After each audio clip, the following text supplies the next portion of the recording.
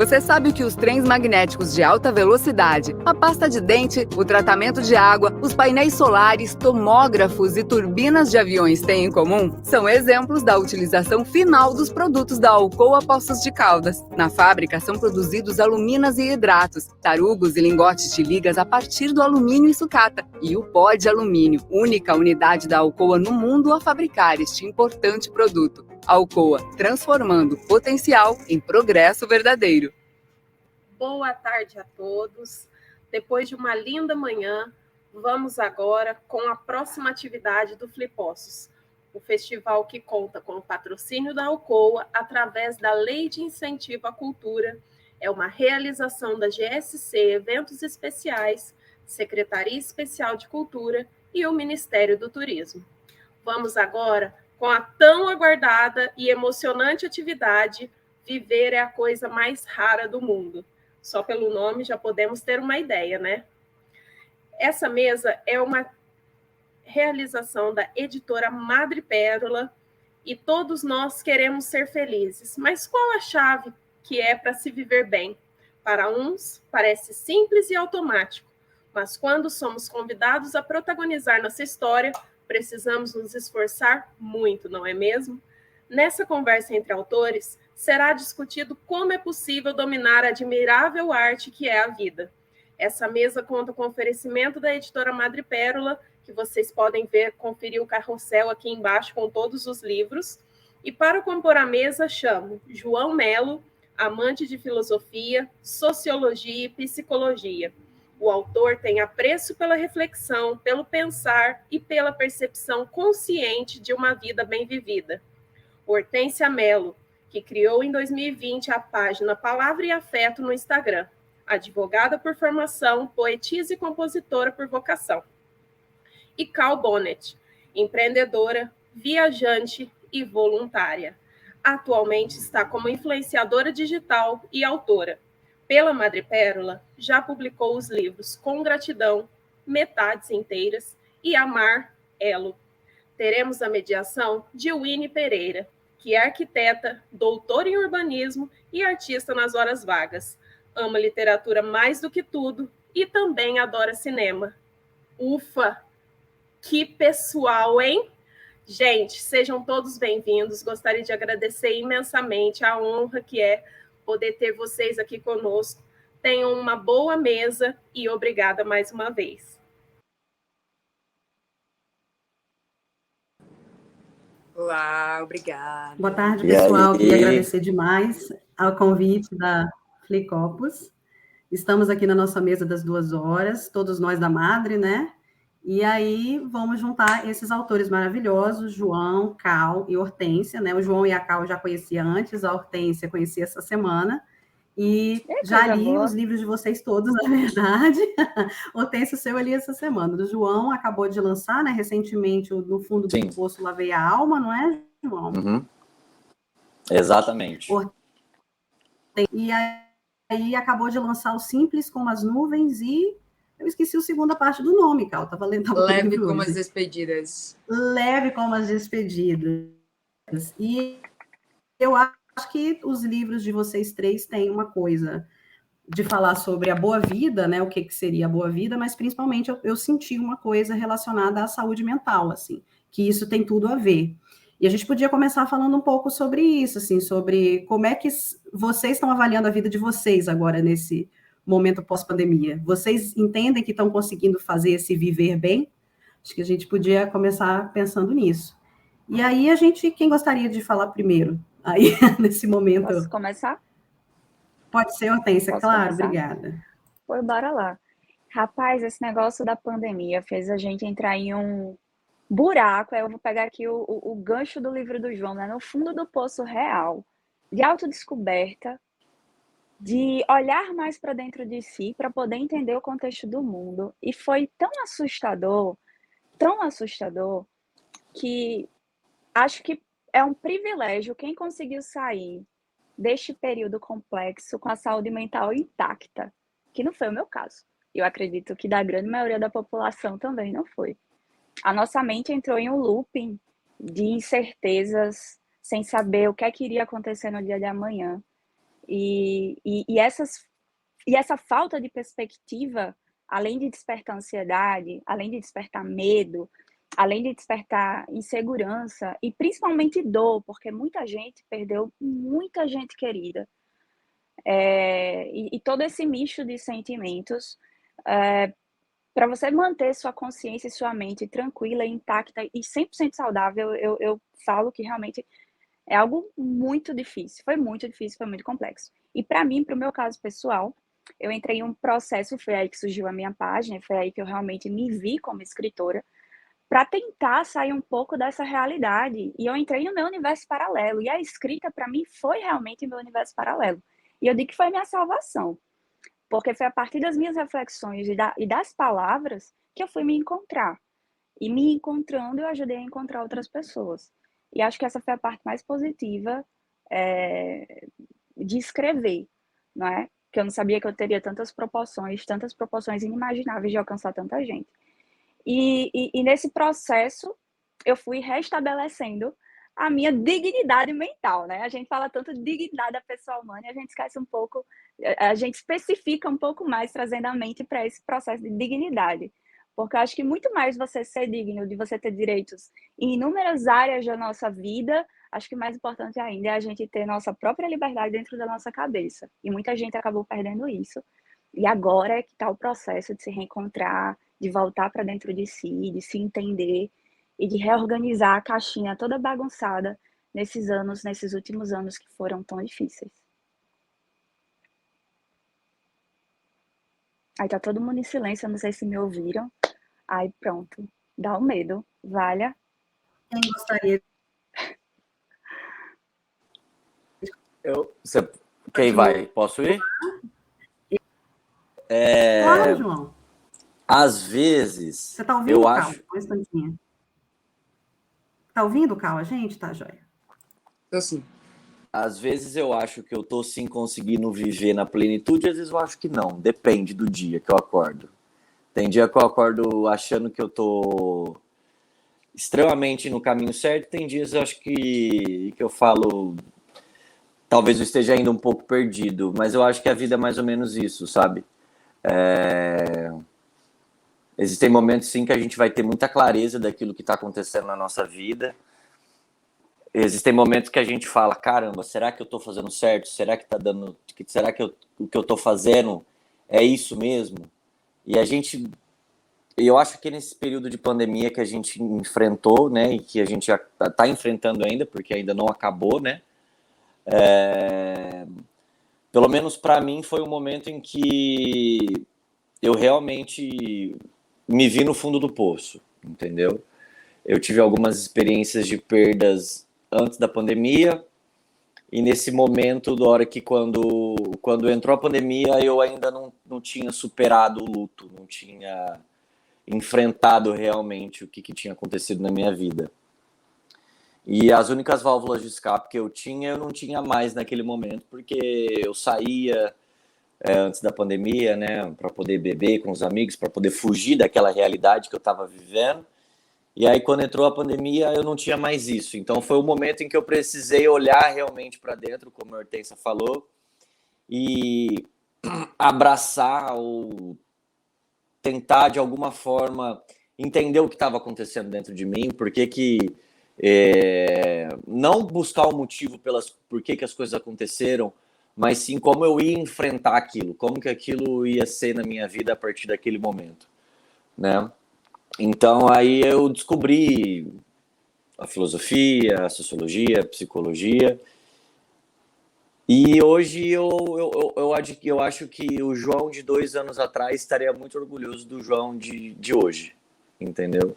Não só pelas conquistas, mas como crescimento mesmo, como me fazer ter consciência das coisas me fez ser muito mais feliz do que não ter a consciência do que eu estava sentindo, entendeu? Às vezes a gente fala que a ignorância é uma bênção, e tem alguns filósofos que eu gosto muito que falam que talvez seja o contrário, né? Talvez o ter o conhecimento daquilo que você está vivendo ter um pouco de clareza daquilo que está passando pela sua vida, eu acho que pode ser uma luz no fim do túnel, entendeu? Então, hoje, tendo consciência daquilo que eu vivo, talvez eu consiga ser muito mais feliz se eu não tivesse consciência daquilo que estaria passando pela minha vida. Por hora é isso. Bom, da minha parte, acho que foi uma junção do que vocês dois falaram, assim, João da Hortência. Eu não fiz esse exercício de sentar e colocar na balança ainda, porque eu já vinha há muito tempo, né, fazendo esse trabalho de me olhar e de prestar atenção. Passei por um período bem delicado na pandemia, de depressão ali forte, mas não atrelo a pandemia, né? Não dou culpa, digamos assim, à pandemia. Eu acho que foi uma junção de uma série de eventos, mas eu separo bastante por categorias na minha vida, e eu sinto que o que mais afetou para mim foi o lado social, a pandemia, porque eu era uma pessoa mais reservada, de não sair muito, mas eu sinto que isso piorou demais, assim. Eu sinto que tem vezes que eu saio e eu não consigo mais socializar, sabe? Eu não consigo mais, parece, ter conexão. E às vezes eu saio de outra forma e aí consigo, mas antes parecia que isso era fluido. De todas as formas eu conseguia estar ali, eu conseguia me conectar e tudo mais. Então, essa parte social eu sinto que pegou bastante para mim. A internet foi um lugar que eu passei a questionar mais depois da pandemia, porque eu não questionava, né? Eu só... Depois da pandemia, como o João falou, até agora, né? Porque a gente ainda está levando aí e aprendendo a lidar com isso. Mas antes eu não questionava, eu só fazia o que estava todo mundo fazendo, fazia a minha parte, ia indo, e agora eu comecei a questionar, tipo, o que realmente eu preciso dar nessa parte, o que eu preciso receber daqui. Questão família me aproximou muito da minha família, porque obrigatoriamente eu tive que retornar para casa, né, para casa da minha mãe, então isso me fez ver a vida dela de outro lado, que a gente, quando está distante, né, vai lá sobre a saudade, comenta, mas não está vivendo o dia a dia. Os meus irmãos eu pude estar mais próximo, os meus sobrinhos, então isso eu acho que reforçou o vínculo ainda mais. Felizmente eu não perdi ninguém por essa Covid, então eu acho que isso foi um peso a menos, assim, eu imagino a dor que é de perder alguém. E a maioria dos textos do meu novo livro foi durante a pandemia ali, né? Então eu tive a sorte também, o privilégio de voltar para o sul, para o interior, então lá eu podia andar de bike, eu podia correr, eu podia, né, ter mais contato com a natureza, então muitos dos meus escritos vieram disso. E, no geral, eu acho que eu coloquei o pé no freio um pouco e eu aprendi a aceitar esse pé no freio, porque eu tinha muita visão de que a vida era isso, era acelerar ao máximo.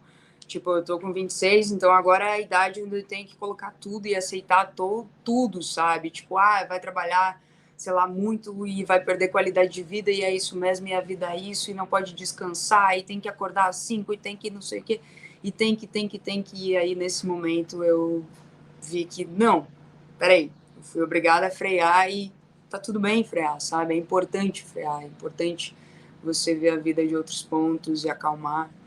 E aí eu falo aqui numa forma individual, né? Agora, o coletivo, eu acho que tem muitas outras questões pra gente entrar e debater, que aí não foi tudo flores, não. Eu acho que foi mais de uma mistura, assim. Mas é isso.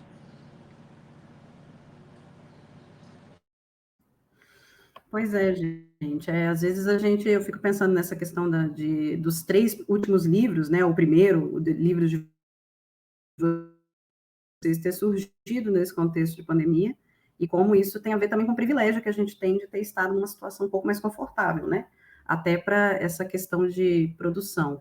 E aí eu me lembrei uma coisa que eu li no livro da Hortência, né? Que me pegou, que foi essa coisa de hoje eu vou tentar fazer um pouco melhor do que ontem, né? Ser um pouquinho melhor do que ontem, mas se não der certo amanhã, a gente sempre tem um amanhã, né? Tem que, o que a Cal estava falando, não tem que, entendeu? A gente sempre tem o amanhã, de qualquer forma. E aí eu fiquei me perguntando se vocês consideram como a escrita como parte da terapia de vocês, se a escrita ela tem esse gancho terapêutico para vocês. O que vocês acham? Vamos A seguir gente pode continuar na ordem, se vocês quiserem. Tá joia. Para mim tem sim. Winnie, só uma coisa, eu vou pedir aqui licença para dizer que eu gosto muito do João e gosto muito da Caô, porque eu vejo o Instagram de vocês e eu achei que a gente ia ter no começo essa troca de só dizer, cara, vocês são incríveis, mas aí eu tô pegando esse ganchinho aí agora.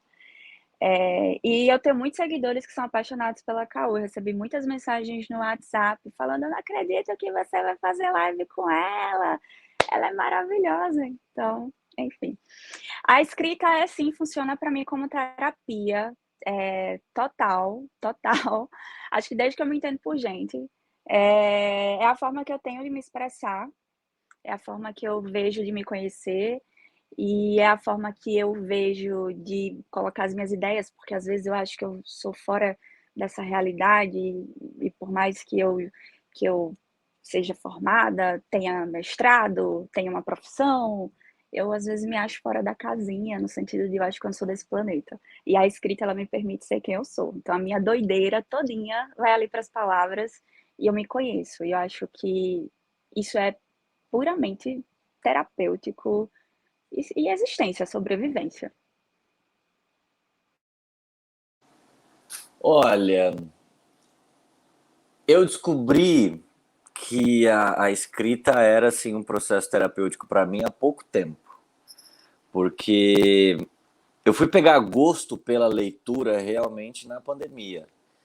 Na época da escola eu era o cara do fundão, o cara que era brincava, que zoava todo mundo, tanto que eu tenho essa veia cômica, eu gosto, né, da comédia.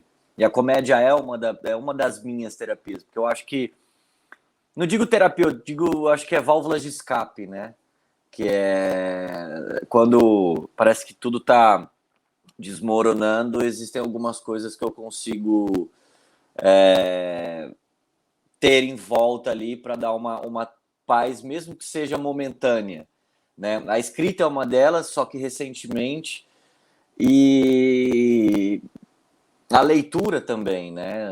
Ler coisas, ler livros, eu sou apaixonado por leitura agora, né?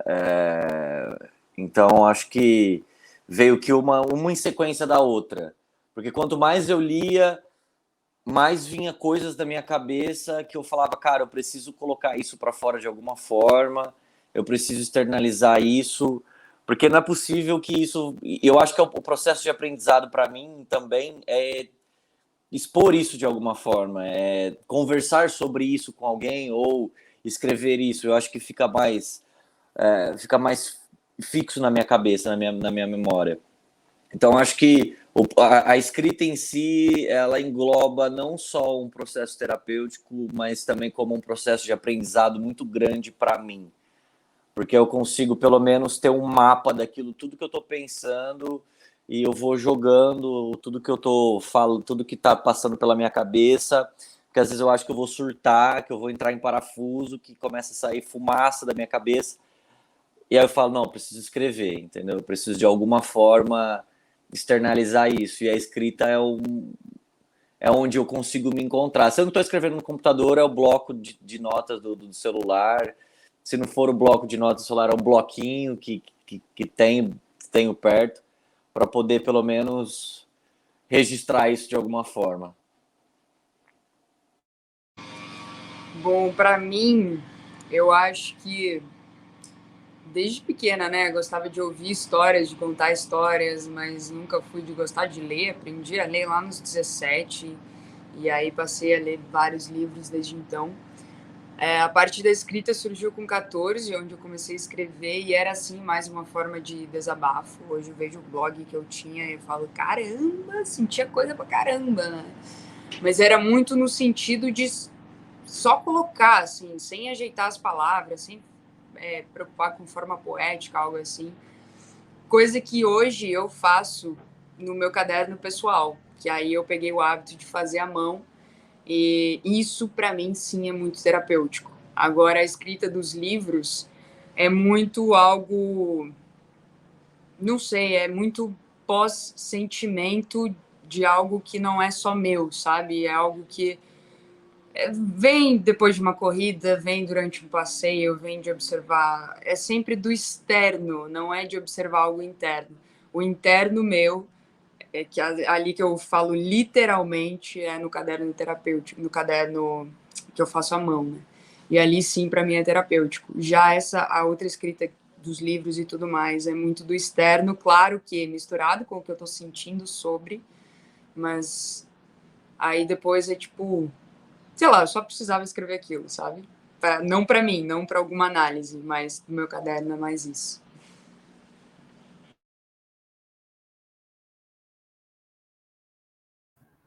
Gente, eu tô com uma recepção ruim de internet, tá? Então, se eu cair, tô tentando resolver aqui. Mas a Hortência tem razão, a gente não fez essa entrada, né, Hortência? Porque é a primeira vez que eu tô fazendo a mediação de banca. Eu já conhecia o João antes dele publicar o livro pela Madrepérola, já seguia na internet, porque ele é o rei dos rios, né? Faz rios toda hora, fazendo essas pequenas pérolas. E conheci vocês duas depois da Madre. A Cal, realmente, eu te sigo no TikTok, inclusive, Cal. E depois a gente está lá vivendo na saga da abelhinha, né? Que tem vindo te visitar. Tem uma abelha que está vindo visitar.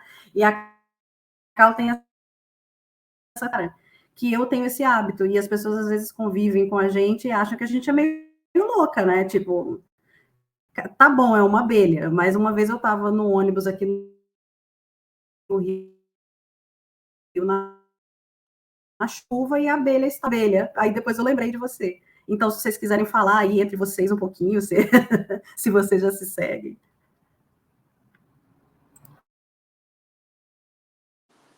Eu conheci a Cal, eu entrei na Madrepérola pela Cal. Eu estava na ideia de escrever um livro, eu tinha acabado de passar por um processo, acho que foi em agosto, setembro do ano passado. Foi um processo muito delicado para mim, porque setembro já é um mês muito complicado para mim, que eu perdi duas pessoas, que perdi meu avô e minha mãe no mês de setembro, né? Então é um momento em que é o mês mais difícil para mim, é o mês de setembro, né? E aí eu falei, cara, eu preciso tirar da minha cabeça tudo isso que eu tô pensando de alguma forma. E aí eu vi que a Cal tinha livros. Eu lembro que eu segui a Cal no TikTok. Agora eu não sei se eu comecei a seguir ela ou ela começou a me seguir. Eu não sei como é que foi essa troca. Eu não sei como que Eu já chegou seguia, isso. e aí eu comentei um TikTok seu, ou eu postei, como é que fala, dueto, algo assim, concordando Verdade. com o que você tinha. E aí a gente começou a trocar ideia, foi. Verdade, é verdade. A gente já fez uma live juntos, né? E aí eu lembro que eu tava nesse processo, eu falei, cara, eu preciso... Eu via muita gente lançando livro, vi muita gente, eu falei, cara, eu preciso... Eu nunca me imaginei lançando um livro, nunca. Na vida inteira, nunca achei que eu seria um escritor. Até novidade para mim esse título, né, de escritor. E aí eu mandei para Cal totalmente despretensioso, achando que ela nem ia responder, que não sei o quê, nananã. Aí ela me trouxe a Madrepérola, aí eu conversei com o Rafa e foi uma experiência maravilhosa, assim, sabe? Que tem muito a agradecer a Cal. Porque se não fosse a Cal, eu não estaria deste local nesse exato momento. Não, você teve a coragem, você teve a iniciativa de pedir, de ir atrás. Isso é massa, pô. E foi assim que eu conheci o João. Hortência eu não conhecia, não, mas muito prazer, bom saber também. Quero ler seu livro depois. Do João, que eu não te respondi, mas eu quero seu livro, tá? Você não vai fugir disso, por favor. Mas é isso. O João contou a história aí. E eu só sou fã dos dois. Somente aí. Tô conhecendo hoje, tô muito feliz. Eu não sei. Eu sou fã dos três. Eu não sei como que a Cal reage a isso, mas eu fico totalmente sem graça quando alguém fala isso pra mim que é fã, alguém reconhece na rua, eu fico, mano, o que tá acontecendo comigo? para mim é muito... Para mim, assim, é muito... Tipo, você tá na internet, eu tô na internet há muito tempo, então é muito comum a pessoa parar e pedir foto. Com isso eu não tô acostumada e jamais vou me acostumar. Mas quando para na rua e fala, eu gosto muito do seu livro, só foi por causa da sua escrita, aí eu falo, não é possível. Como assim? Tipo, como que você me conhece do livro? Pra mim é bizarro isso.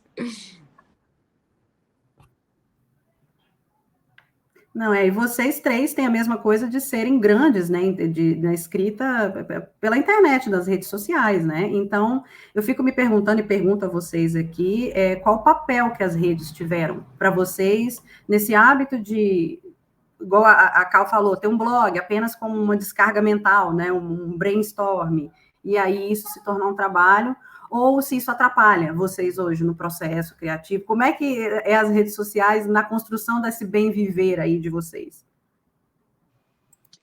Para mim, a rede social no começo foi um pouco assustador, mas com o decorrer dos meses eu aprendi a lidar.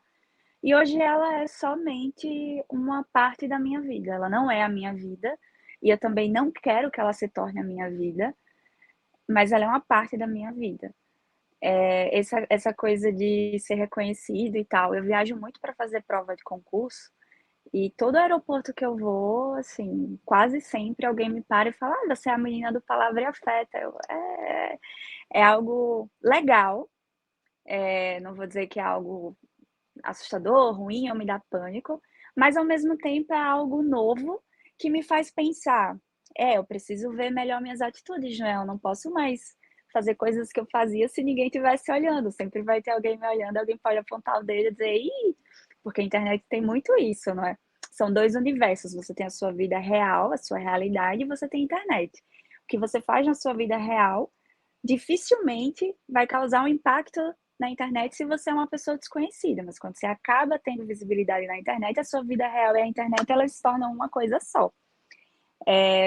Então, assim, eu sou mais atenciosa com as minhas atitudes, não que eu fosse uma pessoa delinquente, que fizesse coisas erradas na rua, não é isso. Mas, assim, eu sou extremamente mais cautelosa, até na minha forma de me portar em público, e mais em Natal, que eu moro numa cidade bem pequena. E até me perdi já, Winnie, qual foi sua pergunta? Que foi das redes sociais, mas eu já vou passar o bastão aí para os meus colegas, Ah, que eu já joia. viajei aqui, viu? Olha, no começo, quando eu comecei a produzir conteúdo para as redes sociais, acho que foi em maio de 2020, era uma coisa que era o único meio que eu tinha para poder continuar fazendo o que eu fazia, porque eu fazia stand-up, né? Eu vim da comédia, e aí como não tinha como fazer show, eu falei, vou começar a produzir conteúdo, porque um amigo meu falou do TikTok, porque eu nem conhecia, e eu fui relutante à ideia de criar um TikTok e tudo mais. Só que hoje a internet, principalmente no Instagram, eu tô com um pouco de... eu me afastei um pouco dos stories, digamos assim, entendeu? Eu crio conteúdo todos os dias, eu posto vídeo todos os dias, mas o stories é uma coisa que eu meio que tô deixando um pouco de lado, né? Eu posto alguma coisa ou outra e tudo mais, eu sei que é extremamente importante, porém, eu não sei, igual que a Cal falou, eu comecei a me questionar sobre isso, sabe?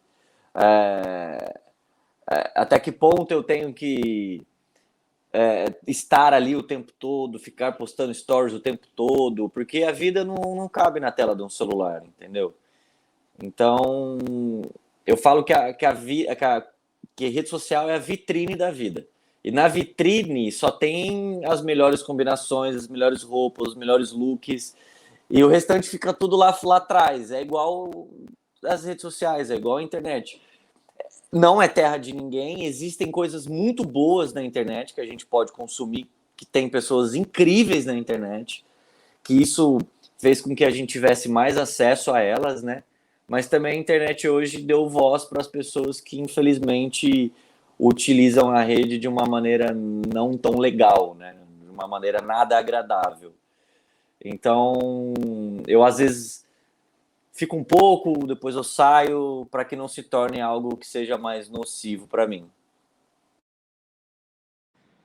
Eu comecei na internet muito cedo, né? Instagram, Twitter, Tumblr, e através, eu estava falando do Blogspot, era onde eu tinha o meu blog nos 13, 14 anos, e lá eu escrevia muito, depois eu migrei para o Tumblr, que foi onde começou a minha parte de textos e escritas, e o Tumblr na época era um lugar muito acessado, tipo, era como o Twitter é hoje, eu acho, o Twitter até, né? Mas era principalmente frases e textos, então eu me sentia muito acolhida lá e eu era muito motivada a fazer um livro dos meus textos que eu publicava lá. Então foi através daquela rede social que surgiu o Com Gratidão, porque até então nem passava pela minha cabeça isso de escrever um livro, sabe? Para mim era só ir lá, colocar os meus textos, receber. Eu adorava quando reblogavam os meus textos, eu achava o máximo, assim, porque eu ficava, caraca, eles estão gostando do que eu escrevo e tal. E aí lá começou isso, assim, do tipo, talvez eu deveria mesmo escrever um livro. Deixa eu ver quantos textos eu tenho aqui. E aí eu juntei, e, tipo, tinha 100 e poucas páginas, e eu falei, é isso, vai ser um livro.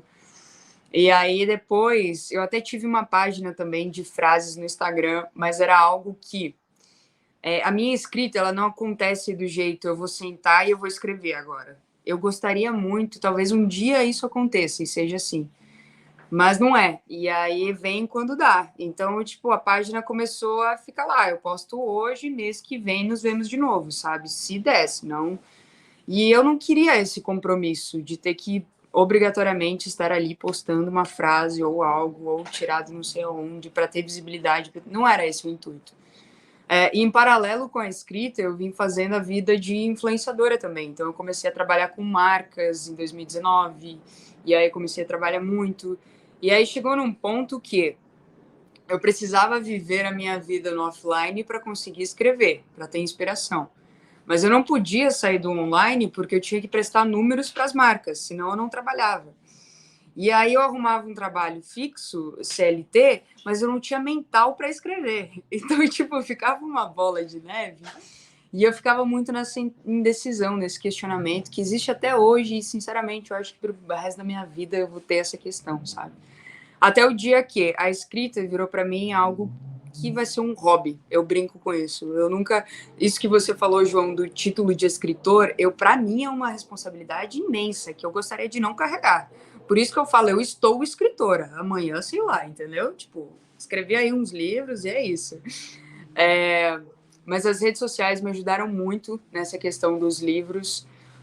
Ter espectadores, pessoas que gostam dos textos, que se identificam e poder ajudá-las através das palavras é uma parada assim que eu nem sei mensurar o quão massa é e o quanto às vezes eu não consigo ter noção também. Isso que a Hortência falou de tipo, ser separada e eu gosto das coisas que você posta dos seus textos. Eu penso isso, tipo, será que aquele texto lá, será que, sabe, será que vai alcançar? Será que não sei o quê? Então, no geral, eu não reclamo assim na internet. Eu me questiono muitas vezes da urgência, do ter que estar presente, do ter que, sabe, disso.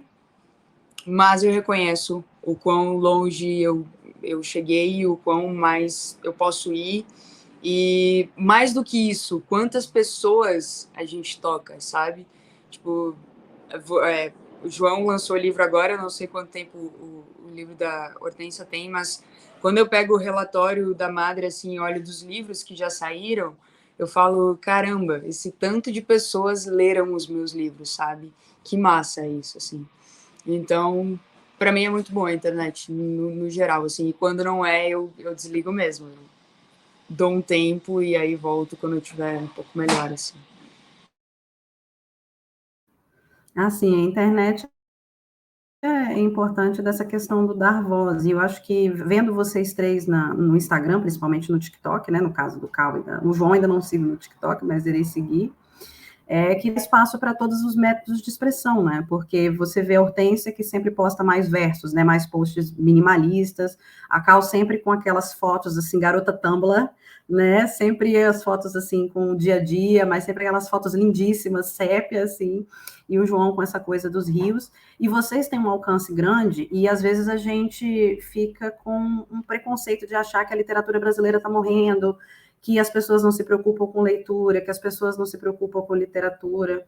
Então, quando eu vejo os perfis de vocês e vejo a resposta, e fico feliz de saber que vocês estão até ficando famosas, né? Estão sendo adaptadas, eu acho que tem uma esperança na internet, sim. Sabe? A gente tem que brigar com o algoritmo, né, João? Às vezes tem pessoas realmente complicadas na internet, mas eu me dá esperança, e a Madre, ela trouxe para mim essa esperança na literatura brasileira mesmo. Eu, particularmente, tinha um pouco do preconceito de anos atrás, de que a literatura brasileira tinha morrido em 1970, sei lá, né, 1980, e a Madre me trouxe essa coisa.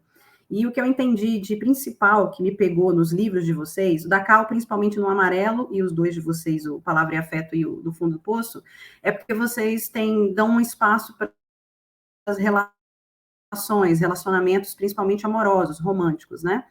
A Cal tem, né, um capítulo do livro que fala disso. O João, ele vai misturando, estou explicando aqui para quem está assistindo, né? O João vai vai misturando umas espécies de textos, de dicas, ensaios, com umas coisas que parecem uma poesia, como se você estivesse falando com alguém, né? Eu sempre fico pensando, gente, isso é indireta para quem? E a Hortência, ela tem várias mulheres dentro dela, né? E ela vai dizendo como é que cada pessoa deveria se responsabilizar, né, emoção afetiva em cada uma dessas mulheres. E aí eu queria saber de vocês quando é que surgiu isso, vivência, não, vocês não precisam se expor, tá, gente? Mas assim, a vivência de vocês, por que escrever sobre essa coisa dos relacionamentos afetivos é importante? Né? Eu estou falando aqui do ponto de vista de uma pessoa meio fria, tá? Que só vê os relacionamentos afetivos nos livros de vocês, que na minha vida eu estou precisando.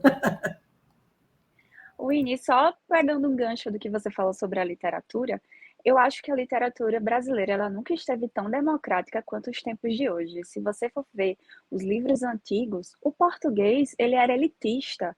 Ele não chegava em toda a sociedade. Era muito difícil você ler um livro, você entender o que um Ailda Hilst falava ou um que Machado de Assis queria dizer. Então, assim, hoje eu percebo que a linguagem ela está muito mais fluida, ela está muito mais simples. O português ele está chegando nas pessoas com sentimento democrático, que todo mundo pode acessar isso, sabe? Então eu acho que esse é um ponto positivo, que foi a internet, obviamente, que massificou assim a escrita e a literatura brasileira nesse sentido, e acho positivo que foi absolutamente renovada. A literatura brasileira não vai morrer. Pelo contrário, eu já imagino que daqui a uns 10 anos a gente vai estar escrevendo livros, abreviando as palavras, porque o português vai se adaptando ao contexto social e é inevitável isso. Em relação ao meu livro, as várias mulheres, a minha inspiração foi das pessoas, foi das minhas amigas, foi da sociedade, foi do contexto, foi de todas as experiências e bagagens que eu carrego dentro de mim. E por sorte, não é essas experiências, não, não senti elas sozinha. Muita gente também passou por essas experiências e esses tipos de sentimentos. Mas eu me baseio muito mais, eu observo muito. Então, eu acabo me inspirando muito mais no outro do que nas minhas próprias experiências em si. Que eu acho que esse é o ponto mais massa. A Cal falou que ela escreve hoje e no próximo mês, se der, vai escrever. Eu não tenho isso. A minha cabeça ela está escrevendo o tempo inteiro. Por isso que todos os meus textos eles são praticamente inéditos. E o que vem, vai, assim, sai. Eu não sei te explicar esse meu processo criativo, mas assim, a gente está aqui conversando, eu já tive ideias de vários assuntos absurdos. E com certeza vai terminar em poesia, em uma crônica, em 2 linhas que seja, uma frase rápida que seja, mas eu procuro não aprofundar muito. Eu procuro aceitar o que as minhas sinapses estão fazendo aqui dentro. Se elas dizem que é por aquilo ali, então vai ser aquilo ali. Eu não costumo ficar fazendo revisão e nada do gênero. E o Palavra e Afeto, o livro, ele nasceu muito com isso. Eram as coisas que eu observava, a realidade, as minhas experiências, e ia no papel, saía aquilo ali e era aquilo ali. Foi isso. A questão dos relacionamentos, para mim, sempre foi muito, muito vivo na minha vida, né? E eu não falo por mim, eu falo de pessoas que... Eu sempre fui o amigo que as pessoas vinham conversar sobre relacionamentos. Sempre. Minhas amizades sempre chegavam em mim, perguntavam alguma coisa. Claro que eu não tinha os melhores conselhos, também eu acho que não tenho ainda, mas procuro ter sempre. Porém, eu comecei a estudar um pouco sobre relacionamento para poder entender como que as relações funcionam hoje, não só as relações amorosas, né? Eu gosto muito de falar sobre relações amorosas, tanto que eu tenho inspirações muito grandes, assim.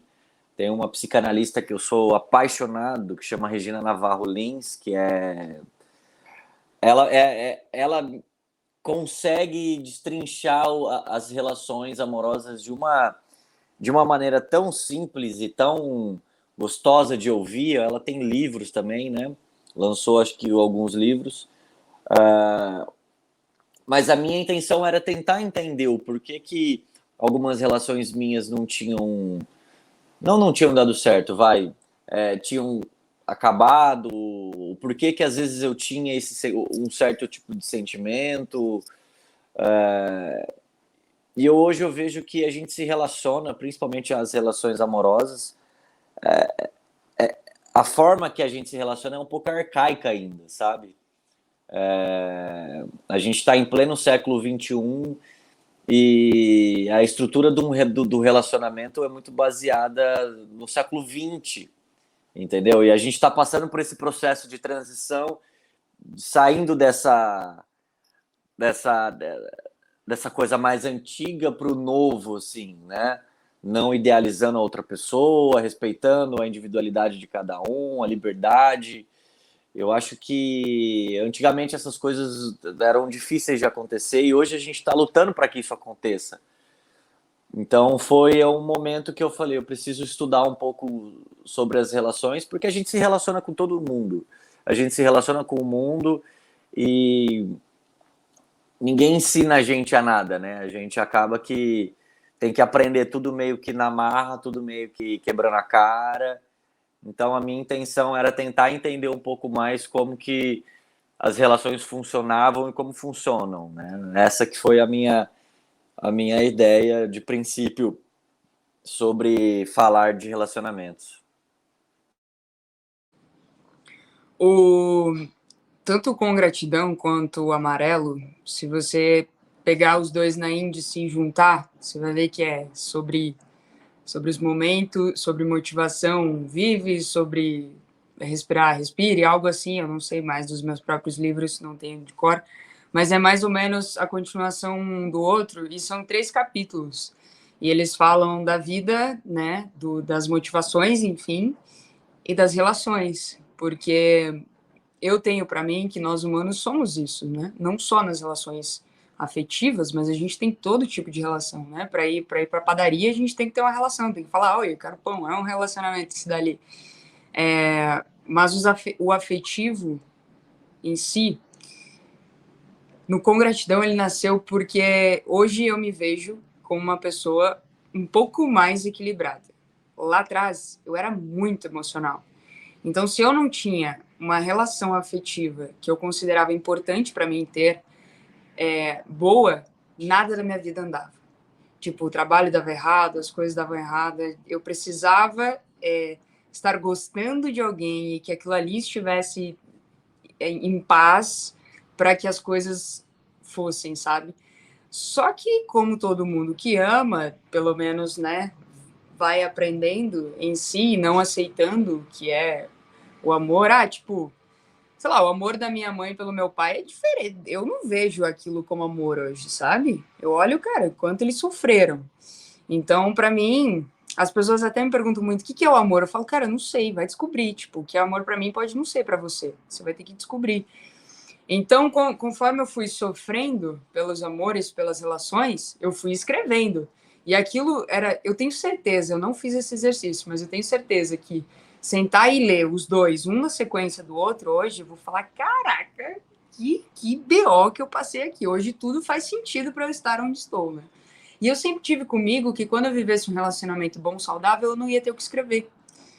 Porque aquilo tudo que eu escrevi era de todas essas coisas que eu vinha sentindo muito e que aí então eu ia questionando e aquelas questões iam para o papel, às vezes em forma poética, às vezes em forma romântica, às vezes em forma de muita dor, mas iam. E foi o que aconteceu, assim, eu acho que o ser humano ele não consegue viver sem as relações, eu acho que em algum momento ou outro você vai bater um olho em alguém e você vai falar, o que eu tô sentindo aqui, sabe? O que esse frio na barriga, o que tá acontecendo? Você vai gostar de alguém, ou você vai ter que se relacionar de outra forma, e aí você vai conhecer o seu lado emocional ali ou não, né? O último livro, Simples como as Nuvens, ele tem ainda parte disso, mas as partes do amor ali que também ficaram no final, eu descobri que eu consegui escrever também em relacionamento saudável bom. Então, as pessoas vão notar isso também, sabe? Os três, né? O Metades Inteiras é só frase, mas os três foram resultados de um aprender sobre se relacionar e que eu acho que vai ser até o final da vida, né? Que as coisas vão mudando, como o João falou, tipo, as formas vão mudando de se relacionar. E a gente vai mudando junto. Às vezes por coisas que a gente vai descobrindo por a gente mesmo, né? A sociedade, ela dá um pitaquinho assim e a gente fala, mas peraí, se eu olhar por esse outro lado também? E aí você vai descobrindo que aquele outro lado ali te faz bem. Por exemplo, hoje eu não consigo imaginar o poliamor. Para mim não serve. Tipo, eu não consigo imaginar amando várias pessoas ao mesmo tempo, sabe? Mas para outras pessoas serve, entende? E é isso. Imagina questionar isso lá atrás, não ia, sabe, não ia existir.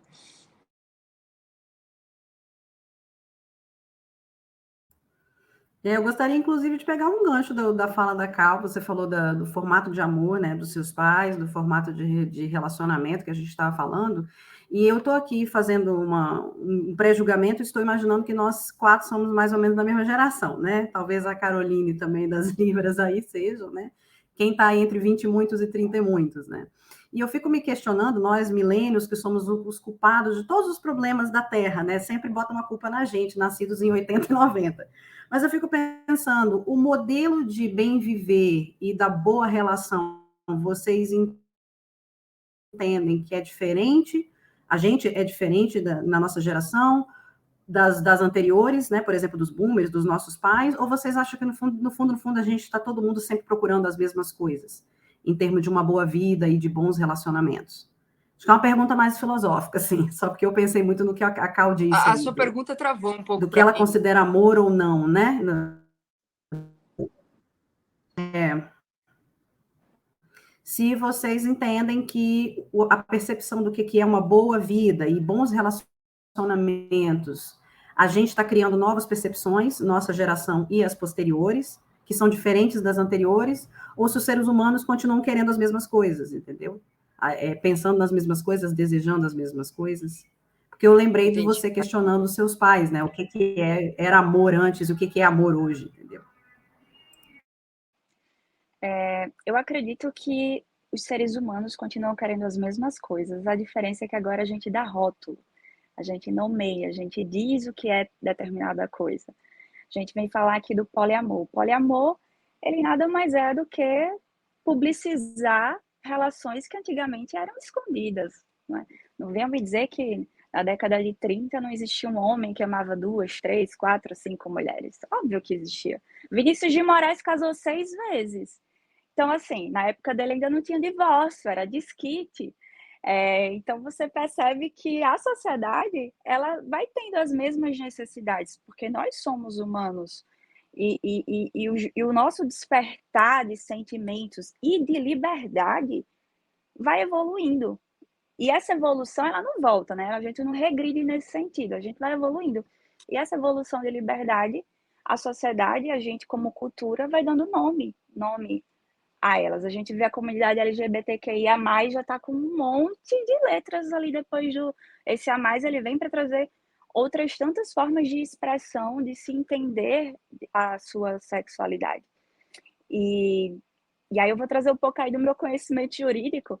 Essa questão do poliamor, Cal, já está sendo discutida no Supremo Tribunal Federal. Já teve um caso de um cara que queria colocar na verdade, ele era casado, mas ele estava com outra pessoa também juntos na mesma casa e não pode, porque é bigamia, né? É crime, você não pode casar 2 vezes. E aí ele queria ter o direito de colocar a outra companheira dele no plano de saúde como dependente. Aí vai essa discussão lá para o tribunal, para 11 pessoas, 11 ministros falarem, cara, isso é amor também? Tipo, ele pode botar a mulher que não é a casada no papel, mas a casada no papel mora na mesma casa e tudo bem eles 3 lá juntos, como também dependente do plano de saúde? E o STF disse que sim, cara. Quem sou eu para dizer o que é amor? Sabe? Eu acredito que com o tempo o crime de bigamia vai sair do Código Penal, não vai ser mais crime. Eu já estou até vendo aí no futuro pessoas casando 2, 3, 4 vezes que seja, porque a sociedade ela está evoluindo. Olha, o Código Civil é de 2002. A partir de 2002 foi que começou o divórcio. Tem noção? 2002 foi um tempo desse. Até então as pessoas não podiam se divorciar. O casamento homossexual não tem lei. Foi uma decisão do Supremo Tribunal Federal que deixou as pessoas casarem. Tipo, deixou as pessoas casarem. Porque assim, gente, deixa eu assentar aqui meu pensamento. O amor, ele vai acontecendo. A sociedade só vai dando nome. Mas tá aí, tá acontecendo. A galera vai se amando, vai se relacionando, vai vivendo, as experiências vão surgindo. E eu acho que tá tudo permitido. O que não faz mal ao outro, tá mais do que permitido. Olha, eu não acho que a nossa geração busca as mesmas coisas que as gerações passadas, né? Eu acho que essa geração, né, dos 80, 90, trouxe à tona problemas que as gerações antigas colocava para debaixo do pano, empurrava para debaixo do tapete, dizia que era frescura, que era mimimi, entendeu? E essa geração, essa nossa geração, né, dos 80, 90, começou a entender que liberdade, saúde mental, essas coisas são extremamente importantes na nossa vida, sabe? Eu acho que essa ideia do casamento, de que quando você se casa se torna um ser humano só, eu acho que essa ideia não tá deixando de existir, entendeu? Porque as pessoas estão começando a entender que cada um tem sua vida, cada um vai seguir. Por mais que você tenha uma relação, que você tenha um relacionamento, isso significa que você precisa viver à mercê da outra pessoa, entendeu? Então eu acho que hoje, olhando, por exemplo, a relação que os meus pais tinham, né? A forma que eles se amavam, assim, né? Entre aspas, não é a forma que eu acho, igual que a Cal falou, eu não acho que caberia a mim, entendeu? Eu não acho que seria a forma que eu amo minha namorada, né? É totalmente diferente. Eu vejo que as relações anteriores, né, das gerações passadas se tornaram mais codependentes, entendeu? Eu acho que essa nossa geração, ela busca a liberdade, né, da gente fazer o que a gente quer, da gente ser quem a gente quer. Então, eu acho que a gente está lutando pelo que as outras gerações viraram a cara, taparam os olhos, entendeu? Que não fazia ideia desse caso, Hortência, obrigado, não sabia mesmo, que loucura.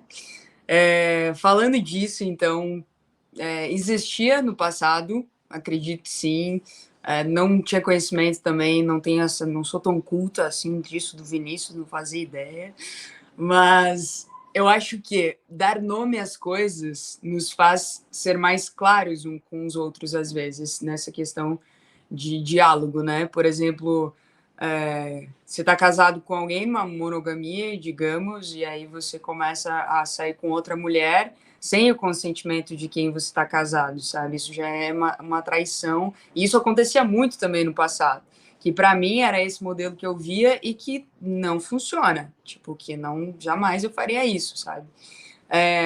Coisa do que o João falou também, para mim, vendo assim o relacionamento dos meus pais como foi, não existia respeito, sabe? Que é uma coisa que hoje a gente pede o respeito, porque a gente já tem mais consciência de quem a gente é e do que a gente quer. Então, se você entra em um relacionamento com alguém, você já é mais claro nisso. Olha, eu quero um relacionamento com você, sabe? Né? A gente tá falando da gente aqui também. Tem pessoas que ainda jogam da maneira que quiser jogar e tal. E é amor dessa forma. Mas, vendo dentro de casa, e aí a gente entraria num lado da psicologia também, você pode olhar para o que você viveu e justificar os seus atos hoje e ser vítima daquilo. Então eu faço exatamente o que eu faço porque fizeram comigo e me mostraram que isso era amor. Ou eu faço diferente e eu busco, então, o que eu considero amor, o que eu acho certo, o que eu acho correto, né?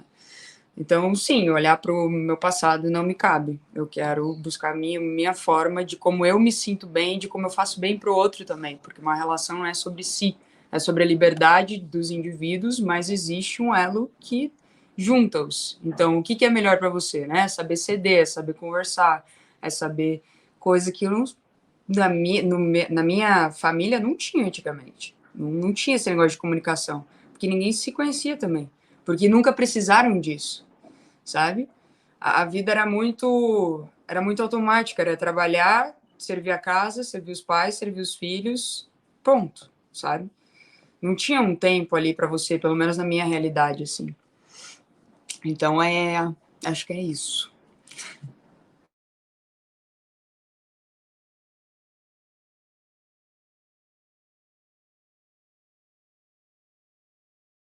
A Winnie travou aqui para mim.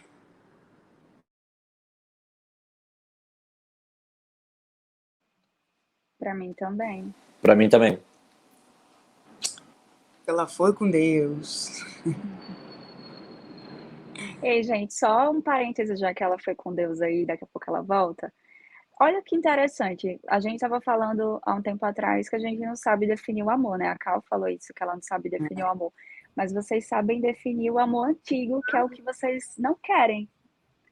Exatamente, o amor que vocês é muito não querem, importante, vocês né? já sabem, né? O amor que vocês... que é o amor, vocês ainda não sabem, mas o amor que vocês não querem, vocês já sabem. Vocês estão me ouvindo? Oi, William. Sim. Sim, sim.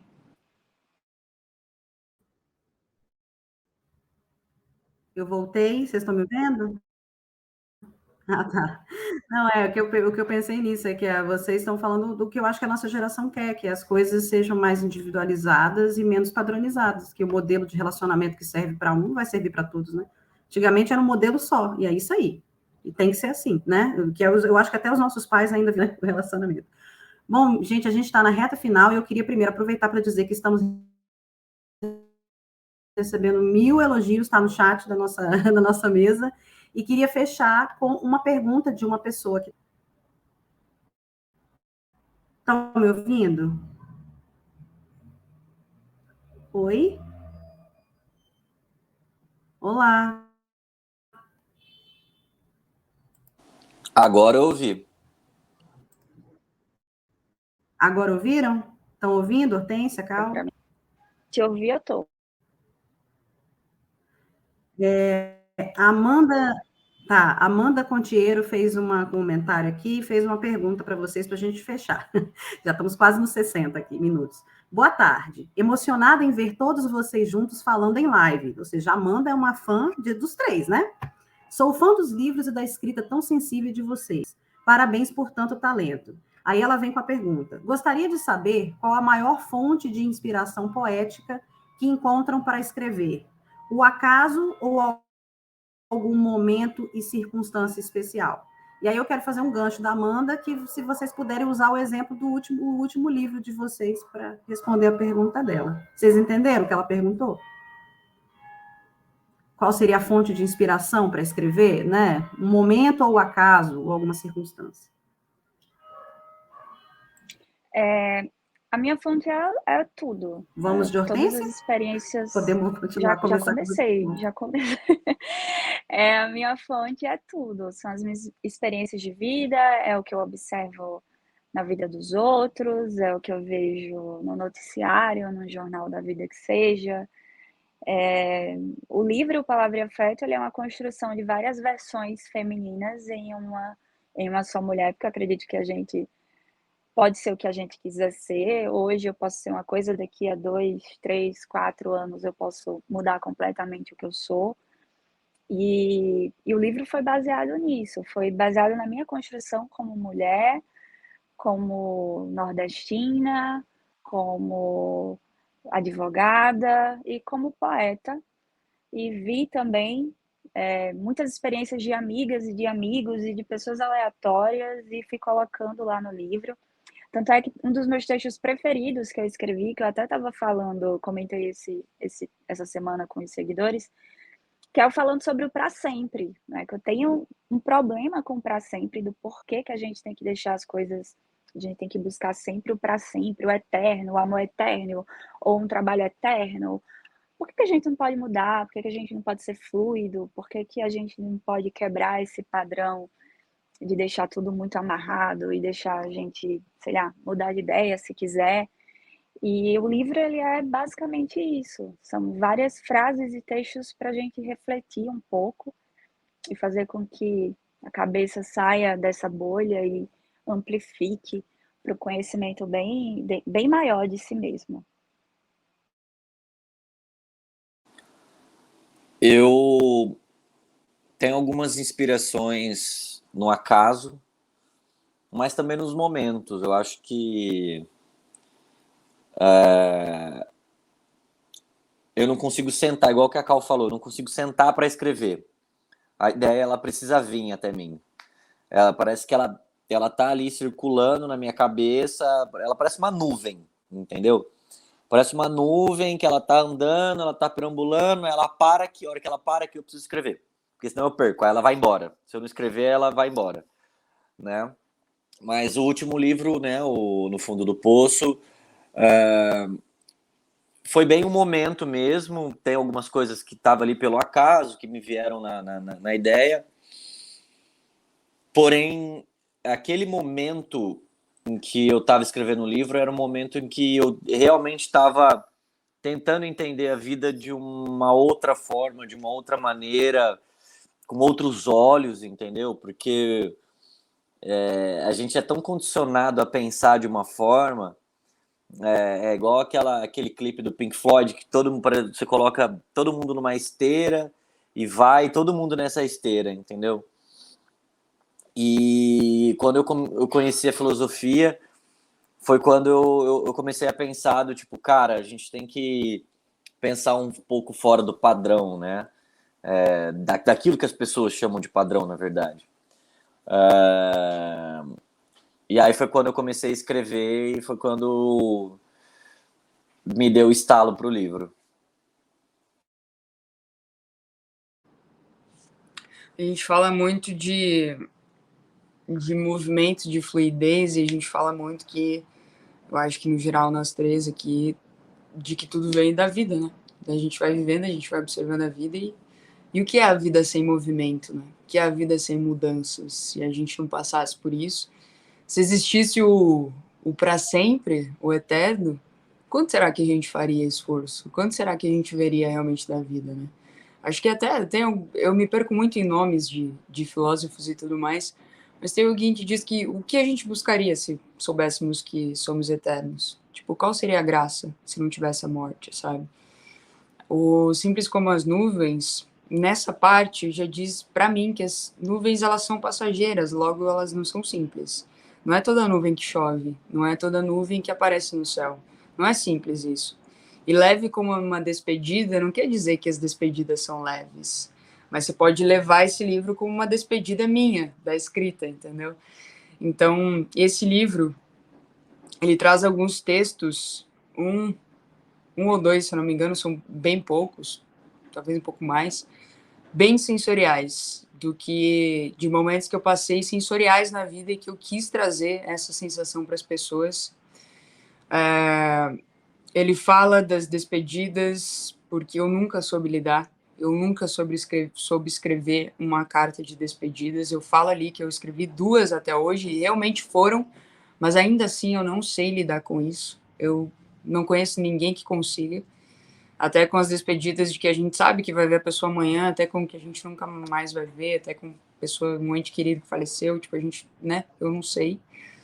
E a minha escrita nesse último se baseou muito nisso, e a minha inspiração foi o movimento que eu tive que fazer de volta para casa, o movimento que eu tive que fazer pós-término de relacionamento, as introspecções que eu tive, sabe, todas essas inconstâncias da vida e de aprender a lidar com elas. E eu sempre tive muito para mim a seguinte frase, que é uma frase clichê, que é: isso vai passar. Então, se tudo é passageiro, o que eu posso extrair desse momento, sabe?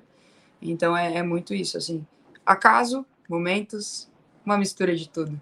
Acho que o exercício do artista, e eu acredito que artistas todos nós somos, em alguma coisa que a gente faça, até mesmo de olhar uma árvore que ninguém está olhando e imaginar uma coisa naquilo, ou imaginar um desenho no céu, quando você faz esse movimento, você já tira algo dali.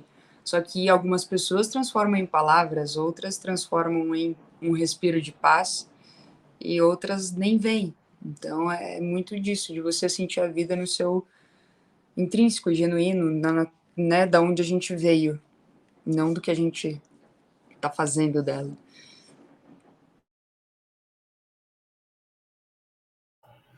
Então, gente, eu queria finalizar agradecendo demais por vocês três terem vindo aqui durante essa hora que a gente teve esse papo, que eu acho que foi muito sensível e muito esclarecedor para todo mundo.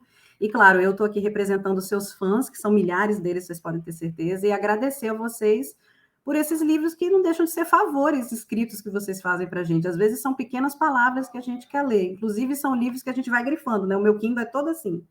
Eu falo, cara, que frase é essa? Como é que ela conseguiu tirar essa frase? Como é que o João tirou esse raciocínio? Eu fico assim, grifo, grifo, grifo, grifo. São coisas, às vezes, que a gente está precisando de ler dentro das experiências que vocês passam para a gente.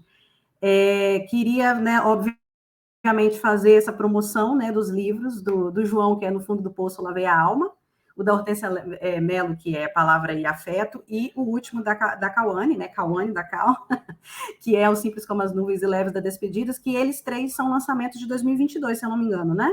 Pela editora Madrepérola, que é essa editora que nos trouxe juntos aqui, que nos juntou, e da qual eu sou parceira, né? Eu tenho um Instagram, eu sou bookgrammer, né? As pop coitadas que tem Instagram de literatura, sofredores, e aí ele convidou o Bookgram, que é o Leia Preta Leia, para fazer essa mediação, e eu estou muito honrada por estar aqui com vocês três, e sei que eu estou falando isso em nome de todo mundo que está aqui assistindo. Então, muito obrigada a vocês.